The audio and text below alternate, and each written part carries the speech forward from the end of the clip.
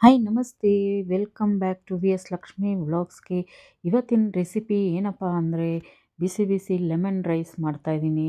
ಅದಕ್ಕೆಲ್ಲನೂ ನಾನು ಏನೇನು ಬೇಕೋ ಎಲ್ಲ ಹೆಚ್ಚಿಟ್ಕೊಂಡಿದ್ದೀನಿ.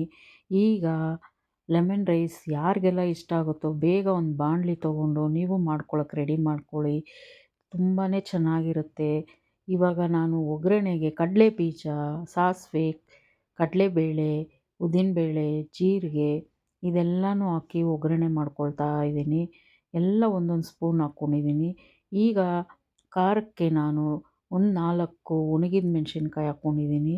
ಒಂದು 4 ಹಸಿಮೆಣಸಿನ್ಕಾಯಿ ಮತ್ತು ಕರಿಬೇವು, ಸ್ವಲ್ಪ ಬೆಳ್ಳುಳ್ಳಿ, ಒಂದು 6 ಬೆಳ್ಳುಳ್ಳಿ ಅಷ್ಟು ಚೆಚ್ಕೊಂಡು ನಾನು ಅದನ್ನು ಕೂಡ ಹಾಕ್ಕೊಂಡಿದ್ದೀನಿ. ಅದ್ರ ಫ್ಲೇವರ್ ಅಂತೂ ತುಂಬಾ ಚೆನ್ನಾಗಿರುತ್ತೆ ಲೆಮನ್ ರೈಸ್ಗೆ.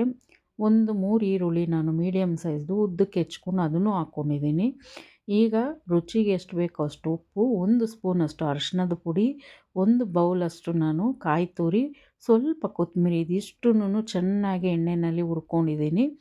ಈಗ ಲಾಸ್ಟಲ್ಲಿ ಸ್ಟವ್ ಆಫ್ ಮಾಡಿ ನಾನು ನಿಂಬೆಹಣ್ಣು ರಸ ಒಂದು 2-3 ಸ್ಪೂನಷ್ಟು ನಿಂಬೆಹಣ್ಣು ರಸ ಹಾಕ್ಕೊಂಡಿದ್ದೀನಿ. ಈಗ ಬಿಸಿ ಬಿಸಿ ಅನ್ನ ಏನು ಮಾಡಿದ್ದೀನಿ ಅದನ್ನು ಈ ಬಾಣಲಿನಲ್ಲಿ ಹಾಕ್ಕೊಂಡು ಚೆನ್ನಾಗಿ ಮಿಕ್ಸ್ ಮಾಡ್ಕೊಂಡಿದ್ದೀನಿ.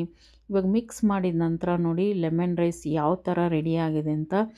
ಎಲ್ಲರಿಗೂ ಇಷ್ಟ ಆಗುತ್ತೆ ತಿಂತಾಯಿದ್ರೆ ಬಿಸಿ ಬಿಸಿ ಈ ಚಳಿಗಂತೂ. ನಾನು ಇವಾಗ ಅದನ್ನು ಟೇಸ್ಟ್ ಮಾಡಿ ನೋಡ್ತೀನಿ ಯಾವ ರೀತಿ ಬಂದಿದೆ ಅಂತ. ತುಂಬಾ ಟೇಸ್ಟ್ಫುಲ್ಲಾಗಿರುತ್ತೆ. ಈಗ ನೋಡಿ ನಾನು ನಿಮ್ಗೆ ಈ ವಿಡಿಯೋ ಇಷ್ಟ ಆದಲ್ಲಿ ನನ್ನ ವೀಡಿಯೋಸ್ನ ಲೈಕ್ ಮಾಡಿ, ಶೇರ್ ಮಾಡಿ, ಸಬ್ಸ್ಕ್ರೈಬ್ ಮಾಡೋದನ್ನ ಮರಿಬೇಡಿ. Thanks for watching this video.